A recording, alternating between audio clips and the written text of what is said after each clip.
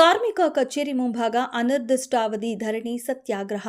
ನಕಲಿ ಕಟ್ಟಡ ಕಾರ್ಮಿಕರಿಗೆ ಲ್ಯಾಪ್ಟಾಪ್ ನೀಡಿರುವುದನ್ನು ಖಂಡಿಸಿ ಹಾಗೂ ವಿವಿಧ ಬೇಡಿಕೆಗಳ ಈಡೇರಿಕೆಗಾಗಿ ಚಿತ್ರದುರ್ಗ ಜಿಲ್ಲೆ ಹಿರಿಯೂರು ಕಟ್ಟಡ ಕಾರ್ಮಿಕ ಕಚೇರಿ ಮುಂಭಾಗ ಅಧಿಕಾರಿಗಳ ವಿರುದ್ಧ ಅನಿರ್ದಿಷ್ಟ ಧರಣಿ ಸತ್ಯಾಗ್ರಹವನ್ನು ಸಿರಿಗನ್ನಡ ನಾಡು ಕಟ್ಟಡ ಮತ್ತು ಇತರೆ ನಿರ್ಮಾಣ ಕಾರ್ಮಿಕರ ಕ್ಷೇಮಾಭಿವೃದ್ಧಿ ಸಂಘ ಮತ್ತು ಕರ್ನಾಟಕ ಭೀಮಸೇನೆ ಸಂಸ್ಥಾಪಕ ರಾಜ್ಯಾಧ್ಯಕ್ಷರಾದ ಶಂಕರ್ ರಾಮಲಿಂಗಯ್ಯ ಆದೇಶದ ಮೇರೆಗೆ ಹಾಗೂ ರಾಜ್ಯ ಕಾರ್ಯದರ್ಶಿ ಶಿವಕುಮಾರ್ ಅಧ್ಯಕ್ಷತೆಯಲ್ಲಿ ಹಿರಿಯೂರು ತಾಲೂಕು ವತಿಯಿಂದ ಪ್ರತಿಭಟನೆ ಹಮ್ಮಿಕೊಳ್ಳಲಾಗಿತ್ತು.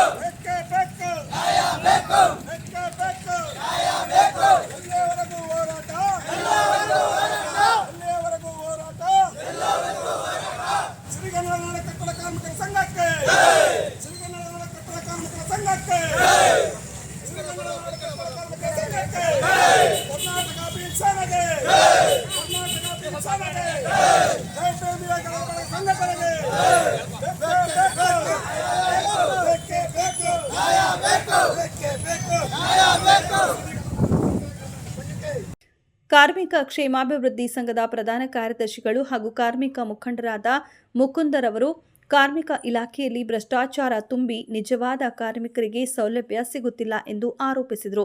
ಕಾರ್ಮಿಕರ ವಿವಿಧ ಬೇಡಿಕೆಗಳ ಈಡೇರಿಕೆಗೆ ಆಗ್ರಹಿಸಿ ಮಾತನಾಡಿದ ಕರ್ನಾಟಕ ಭೀಮಸೇನೆ ರಾಜ್ಯ ಕಾರ್ಯದರ್ಶಿಗಳಾದ ಶಿವಕುಮಾರ್ ಅವರು ನಕಲಿ ದಾಖಲೆಗಳನ್ನು ಸೃಷ್ಟಿಸಿ ಕಾರ್ಮಿಕರ ಸೌಲಭ್ಯಗಳನ್ನು ಪಡೆಯುತ್ತಿರುವ ಕಾರ್ಡುಗಳನ್ನು ರದ್ದು ಮಾಡಬೇಕು ಮತ್ತು ಕಾರ್ಮಿಕ ಮಕ್ಕಳಿಗೆ ಸಹಾಯಧನವನ್ನು ಕೂಡಲೇ ಬಿಡುಗಡೆ ಮಾಡಬೇಕು ಎಂದು ಆಗ್ರಹಿಸಿದರು.